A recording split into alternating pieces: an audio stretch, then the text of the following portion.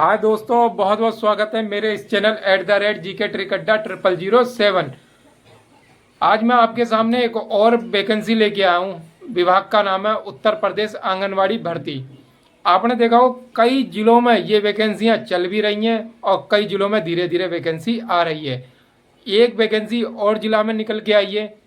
जिला का नाम है भदोई और इसमें टोटल पोस्ट है आपकी 87 और पद का नाम है आपका आंगनवाड़ी सहायिका। इसमें आंगनवाड़ी सहायिका की पोस्ट निकाली गई है 87।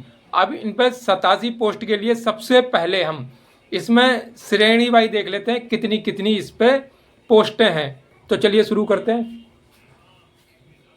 उत्तर प्रदेश आंगनवाड़ी भर्ती 2026, पद का नाम आंगनवाड़ी सहायिका, पोस्ट है आपकी टोटल 87। अब देखो सबसे पहले परियोजना का नाम, फिर अनुसूचित जाति, पिछड़ा वर्ग और सामान्य। अब देखो मैं इसमें आपको एक चीज बता देता हूँ। अनुसूचित जाति के लिए है, इसमें पिछड़ा वर्ग के लिए भी है, ओबीसी जिसे कहते हैं, और जनरल मतलब सामान्य वालों के लिए भी है, जनरल वालों के लिए।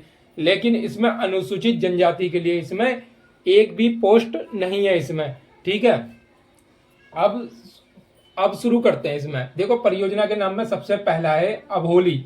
अनुसूचित जाति के लिए 2 पोस्ट हैं, पिछड़ा वर्ग के लिए 5 पोस्ट हैं और जनरल वालों के लिए इसमें 3 पोस्ट हैं। नंबर 2 की बात कर लें, ओराई। अनुसूचित जाति के लिए 4 पोस्ट हैं, पिछड़ा वर्ग के लिए 3 पोस्ट हैं और जनरल वालों के लिए इसमें 6 पोस्ट हैं। नंबर 3 पे ज्ञानपुर। इसमें अनुसूचित जाति के लिए 3 पोस्ट हैं, पिछड़ा वर्ग के लिए 6 पोस्ट हैं और जनरल वालों के लिए 9 पोस्ट हैं। नंबर 4 पे है भदोई। इसमें अनुसूचित जाति के लिए 7 पोस्टें हैं, पिछड़ा वर्ग के लिए 6 पोस्टें हैं और जनरल वालों के लिए 16 पोस्टें हैं। नंबर 5 में बात कर लेते हैं। 5 नंबर पे सुरयावा। इसमें अनुसूचित जाति के लिए 2 हैं पोस्ट, पिछड़ा वर्ग के लिए भी 2 पोस्ट हैं और जनरल वालों के लिए भी 3 पोस्ट हैं। नंबर 6 पे है शहर। इसमें अनुसूचित जाति के लिए 1 भी पोस्ट नहीं है, पिछड़ा वर्ग के लिए 2 पोस्ट है और जनरल वालों के लिए भी 2 पोस्ट हैं। अब नंबर 7 पे बात कर लेते हैं डिग। इसमें अनुसूचित जाति के लिए 2 पोस्ट हैं, पिछड़ा वर्ग के लिए भी 2 पोस्ट हैं और सामान्य के लिए भी आपकी 2 पोस्ट हैं। अब देखो टोटल बात कर लेते हैं। अनुसूचित जाति की टोटल पोस्ट है आपकी 20, पिछड़ा वर्ग के लिए ओबीसी वालों के लिए है 26 और जनरल वालों के लिए है यहाँ पर 41। जब आप इनको सबको टोटल करेंगे ना तो आपकी पोस्ट हो जाएंगी टोटल 87। इसकी हम योग्यता की बात कर लेते हैं। अभी मैंने श्रेणी में पोस्ट तो बता दी, अब इसकी योग्यता की बात कर लेते हैं। योग्यता इसमें 12वीं पास चाहिए कम से कम।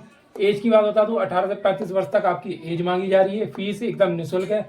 अब देखो इसमें कौन कौन से डॉक्यूमेंट्स आपके पास होने चाहिए, जब तभी आप फार्म इसमें भर पाएंगे। अब देखो उम्मीदवार को उक्त ग्राम वार्ड न्याय पंचायत का निवासी होना चाहिए, जहां से वह आवेदन करेंगे वहां का निवासी होना आवश्यक है, जिस वार्ड में आपकी वैकेंसी निकाली गई है। विज्ञापित पदों हेतु महिला अभ्यर्थी ही पात्र होंगी। इस भर्ती के लिए सिर्फ महिलाओं के लिए वैकेंसी है, ये पुरुषों के लिए नहीं है। अब देखो और क्या कहा है, निवास प्रमाण पत्र, जाति प्रमाण पत्र, आय प्रमाण पत्र के संबंध में तहसील से ऑनलाइन डिजिटल हस्ताक्षर से निर्गत निवास, जाति, आय प्रमाण पत्र ये मान्य होंगे। इनका कहने का मतलब है तहसील से ऑनलाइन वाला डिजिटल हस्ताक्षर वाला बना हुआ होना चाहिए, जिसका सत्यापन भी किया जा सके।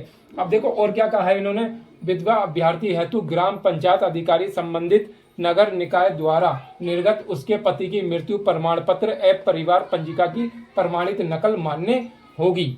अब देखो और क्या कहा है, तलाकशुदा परित्यक्ता के संबंध में माननीय न्यायालय द्वारा निर्गत विधिक आदेश ही मान्य होगा। ठीक है, अब देखो इसमें वरीयता किन किन को मिलेगी, तलाकशुदा, परित्यक्ता, विधवा, गरीबी रेखा से नीचे जीवन यापन करने वाले अभ्यर्थी को वरीयता दी जाएगी। और ये कौन सी जिला की वैकेंसी है, तो जिला है आपका भदोई। आवेदन शुरू 21 तारीख 7वां महीना 2026 से ये फार्म भरने शुरू हो चुके हैं और अंतिम तिथि 20 तारीख 8वां महीना 2026 तक ये फार्म भरे जाएंगे।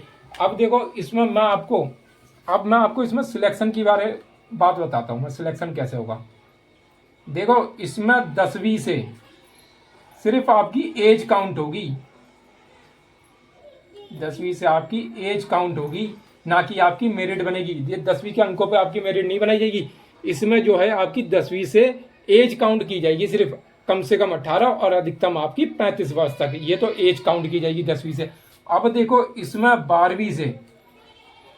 12वीं जो आपने कर रखी है ना, 12वीं जो करी है और इसमें लगाएंगे आप 12वीं, कम से कम योग्यता 12वीं होनी चाहिए। ठीक है, अब ये जो 12वीं की जो मार्कशीट है उसके आधार पर उसके आधार पर मेरिट बनाई जाएगी। मेरिट नंबरों के आधार पर, जो 12वीं में आपके अंक है ना, उसके आधार पर आपकी मेरिट बनाई जाएगी। ठीक है, मेरिट में। और अब देखो एक बात और बता देता हूँ यहाँ पर। अब जैसे मान लो किसी ने 12वीं है, स्नातक भी है और साथ में परास्नातक भी है, स्नातक इसमें ऐड करा है। इस भर्ती में कम से कम 12वीं तो होनी चाहिए। अगर आपके पास स्नातक है, परास्नातक है, आप वो भी लगा सकते हो। अब देखो इनकी मेरिट कैसे बनेगी, जैसे 12वीं स्नातक परास्नातक लगा दिया तो इनकी तीनों की जोड़ करके आपकी मेरिट बनाई जाएगी। ठीक है, और अगर आपने खाली 12वीं का रखा है तो आपके 12वीं के अंकों पे मेरिट बना दी जाएगी। अगर आपने तीनों मेंशन कर रखी है इसमें, 12वीं प्लस स्नातक प्लस परास्नातक, तो आपकी तीनों की जोड़ करके इसमें मेरिट बनाई जाएगी। अब देखो एक बात मैं और बता दूं, इसमें बहुत मोस्ट इंपोर्टेंट, आप फार्म भरते समय बड़े ध्यान से फार्म भरेंगे। अगर आपने कोई भी फार्म फिल करते टाइम कोई भी गलती कर दी ना, तो उसका भुगतान आपको डॉक्यूमेंट्स वेरिफिकेशन के टाइम आपको करना पड़ेगा। क्या आपका जो आपने ये फार्म भरा है ना, ये फार्म आपका निरस्त कर दिया जाएगा डॉक्यूमेंट्स वेरिफिकेशन के टाइम। इसलिए बड़ी सावधानी पूर्वक फार्म भरें, पता लगे आपका मेरिट में नंबर आ जाए और डॉक्यूमेंट्स वेरिफिकेशन के टाइम आपको गलत कोई चीज़ आपने भर दी तो आपको डॉक्यूमेंट्स वेरिफिकेशन के टाइम वहाँ पर आपको निकाल दिया जाए। इसलिए बड़े ध्यान से फार्म भरना। ठीक है, जो योग्यता क्वालिफिकेशन आपकी जो है आपके पास डॉक्यूमेंट्स, वही इसमें फिल करना। अदरवाइज पता लगे आपने कुछ और भी उसमें फिल कर दिया डॉक्यूमेंट्स वेरिफिकेशन के टाइम, क्योंकि उस समय आपके डॉक्यूमेंट्स सत्यापन करे जाएंगे वहाँ पर, तो पता लगे आपके डॉक्यूमेंट्स में कोई कमी निकली तो आपको वहाँ पर बाहर कर दिया जाएगा, मतलब आपका आवेदन निरस्त कर दिया जाएगा। ठीक है, और ये सिर्फ महिलाओं की भर्ती है, तो जिन महिलाओं ने 12वीं पास आउट कर रखी है तो ये फार्म भर सकती हैं।